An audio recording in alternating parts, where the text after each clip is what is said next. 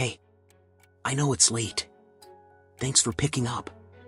I need to tell someone what's happening before it's too late. I can hear sirens in the distance. My hands won't stop shaking as I type this. God, I need another cigarette. I work at what we call a can't-kill animal shelter in Blackhollow Creek, a forgotten little town nestled deep in the Appalachian shadows. It's not the kind you're thinking of. We don't do adoptions or rehabilitation. We're not a rescue. We're something else entirely. We're not a no-kill shelter because of some ethical stance. We're a can't-kill shelter because the animals here won't stay dead. The creatures housed within these walls defy everything you think you know about life and death. The facility is an abandoned steel mill from the 1960s, a massive concrete and metal monstrosity isolated on the outskirts of town where the forest grows too thick and too quiet. The locals avoid this place. They cross themselves when they drive past. Children whisper stories about it. They're right to be afraid. In the sickly yellow glow of the security lights, I can see my breath hanging in the air despite it being the middle of May. It's always colder here, as if the place itself is draining the warmth from everything inside.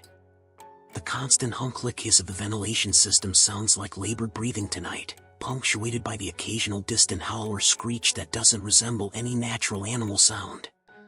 We currently house 142 specimens, that's what the official documentation calls them, but among the 6 of us who work here, we call them what they are, abominations. There's Lazarus, a Great Dane with 6 legs that ripple beneath his body like a centipede. His eyes follow you even when his head doesn't move. I've caught him staring at me through the reinforced glass of his enclosure, his extra limbs twitching with what I can only describe as anticipation. We have a small terrier mix we call Medusa. Her tongue isn't a tongue at all, it's a writhing, foot-long appendage that can extend with frightening speed to snatch things. I once saw her take a rat that had wandered in from a distance of nearly 10 feet. The rat didn't die immediately. I could see it still struggling as it moved down Medusa's throat, creating undulating lumps under her skin that continued for hours afterward. There's Eclipse, a tabby cat who radiates heat like a furnace. When she purrs, which is often, the sound contains a subsonic frequency that triggers migraines in everyone nearby. Sometimes objects near her spontaneously combust. 3 weeks ago, she was sleeping on a stack of papers, and I watched in horror as they began to blacken around her body, curling and smoking while she just stared at me with those glowing amber eyes. She didn't move, even as the flames licked at her fur. She just watched me. And they all come back. I've seen Eclipse with her skull crushed after a filing cabinet fell on her. 12 hours later, she was prowling the office again, completely healed except for a new pattern of darker fur where her head had been caved in. The only evidence anything had happened was the dried blood still caked on the floor. Nagini is our resident boa constrictor. His ribs protrude 6 inches from his body like chitinous legs, creating a horrifying click-click-click against the concrete as he scuttles up walls and across ceilings. Sometimes at night, I hear that sound in the ventilation ducts above the office. I tell myself it's just the pipe settling. Then there's the aviary. We keep a flock of what were once normal cockatiels in a cage the size of a small bedroom. Now they have razor-sharp ridge feathers running down their backs that can slice through leather gloves like they're tissue paper. They feed exclusively on blood. Sometimes they sing at night, not normal bird songs, but melodies that sound almost like human speech played in reverse. Listening too long makes your nose bleed. But none of them, not one, compares to Thanatos.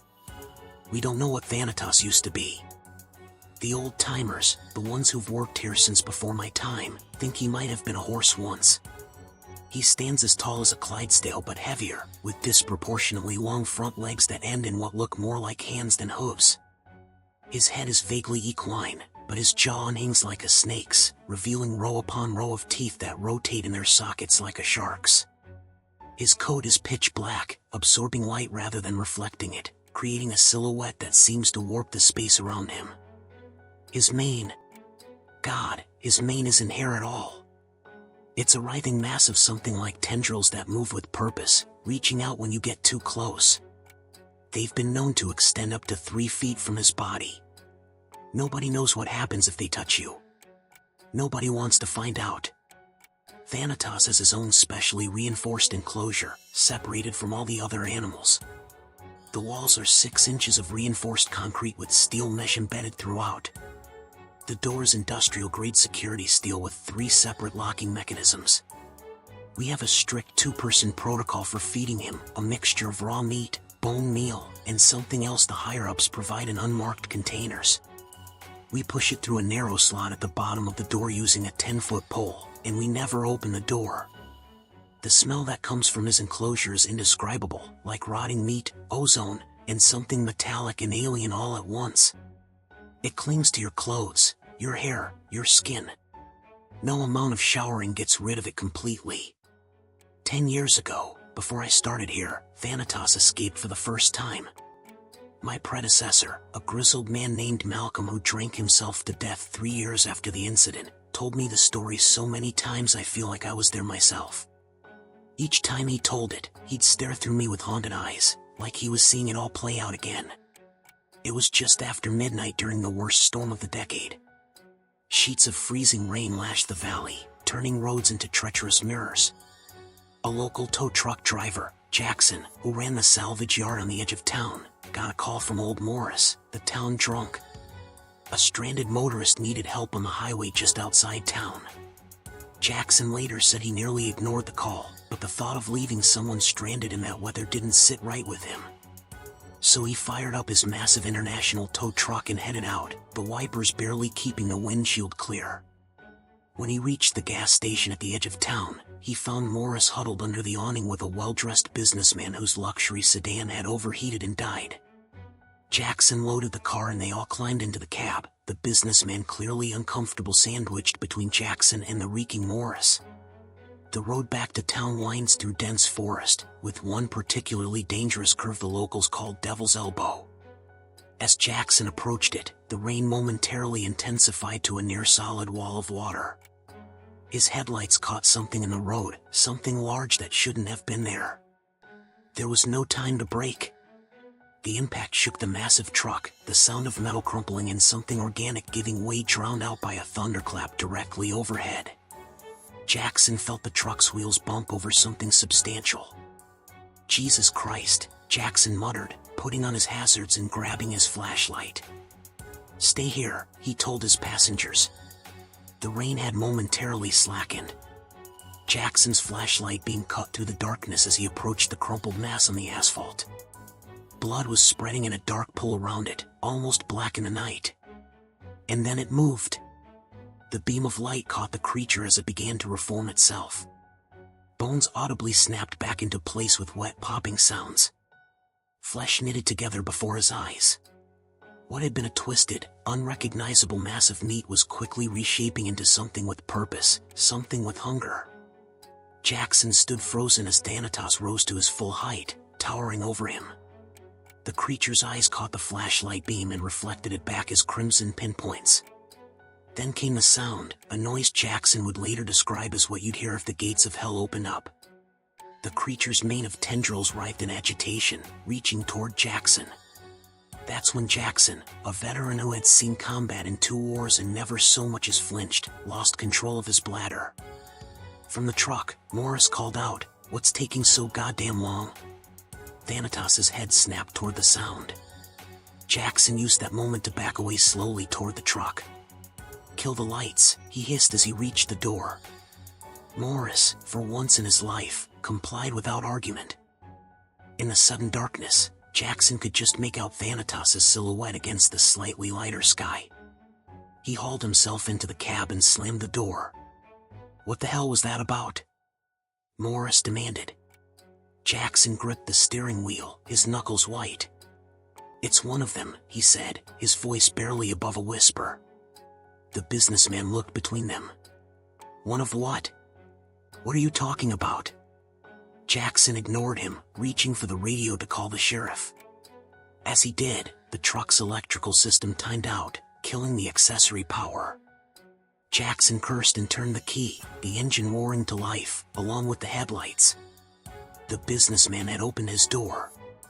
"This is ridiculous. I'm just going to walk to town." No! Jackson shouted, but it was too late. The businessman slammed the door and started walking down the wet road, visible in the headlight beams. He made it less than 50 yards before Thanatos emerged from the trees. The businessman turned at the sound of hooves on asphalt, just in time to see death bearing down on him. What happened next was something Jackson would wake up screaming about for years afterward. Thanatos closed the distance in 3 impossible bounds. His jaw unhinged, opening far wider than should have been physically possible. The businessman didn't even have time to scream before those rotating teeth tore through him diagonally from shoulder to hip, nearly severing him in 2. The sound of tearing flesh and cracking bones carried clearly through the night air. Thanatos nudged the body with his snout, those tendril-like hairs extending to probe the wound. Then he began to feed. Morris was whimpering prayers beside Jackson, who fumbled with the radio in panic. His shaking fingers hit the wrong button, sending a burst of feedback shrieking into the night. Thanatos' head jerked up, chunks of flesh hanging from his teeth. He fixed his gaze on the truck. "Oh God, oh God, oh God," Jackson whispered as the creature began stalking toward them. For a terrifying moment, Thanatos disappeared from view beneath the hood of the truck. Then, with a sound like tearing metal, he leaped onto the hood, his weight denting the steel. Only the windshield separated them now. Those tendrils pressed against the glass, leaving smears of something black and oily that began to sizzle and smoke. The windshield started to crack. Suddenly, red and blue lights flooded the area. Thanatos turned toward the new threat. A shotgun blast knocked him clear off the hood. Sheriff Harlan Blackwood stood beside his cruiser, the department's riot shotgun braced against his shoulder. He fired again and again, each blast tearing chunks from Thanatos' body. The creature fell, twitching. Sheriff Blackwood approached cautiously, placed the barrel directly against Thanatos' chest, and fired a final shot that momentarily stilled the beast. "You boys okay?" he called to Jackson and Morris. "Why yeah," Jackson managed, though they both knew it wasn't true and never would be again.